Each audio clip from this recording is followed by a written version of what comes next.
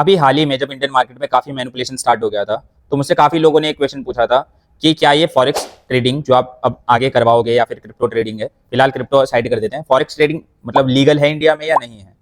तो आज मैं उसी पे रील बनाता हूँ, एंड तक आपको क्लियर हो जाएगा क्या लीगल है और क्या इलीगल। तो पहली लाइन में क्लियर कर देता हूँ, फॉरेक्स ट्रेडिंग इंडिया में लीगल है, लेकिन हाँ कुछ स्ट्रिक्ट शर्तों के साथ। और वो स्ट्रिक्ट इतनी ज्यादा है, जैसे पहले स्ट्रिक्टनेस सुन सकते हो, आप केवल उन्हीं पेयर में ट्रेड कर सकते हो अगर उसमें आईएनआर जिसमें केवल इंडियन रुपी इन्वॉल्व हो, केवल उन्हीं पेयर को आप ट्रेड कर रहे हो, तब तक आप लीगल की कैटेगरी में आओगे।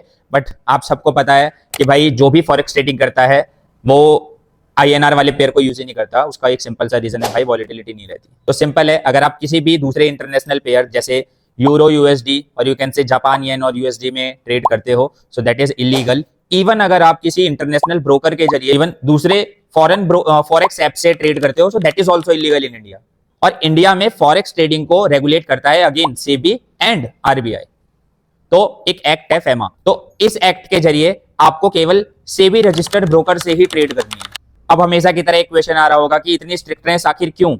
तो गवर्नमेंट ने ये स्ट्रिक्ट रूल इसलिए रखे हुए हैं ताकि मनी लॉन्ड्रिंग रोक सके, फ्रॉड और बड़े कैपिटल आउटफ्लो जैसी चीजों को रोका जा सके। अभी एक क्वेश्चन और आ गया होगा, बट मैं उसका थोड़ा घुमाकर आंसर दूंगा कि हाँ, ये बड़े बड़े जो फिन इन्फ्लुएंसर्स हैं, जो ये इंटरनेशनल पेयर्स आपको ट्रेड की तरह देते हैं और खुद करते हैं, आखिर सेबी या दूसरे जो ये बॉडीज हैं इन पर एक्शन क्यों नहीं लेती। सिंपल है भाई, अभी पैसे की जरूरत नहीं है, जब पड़ेगी छापा मारेंगे, बड़ा फाइन लगाएंगे, मिल जाएगा पैसा।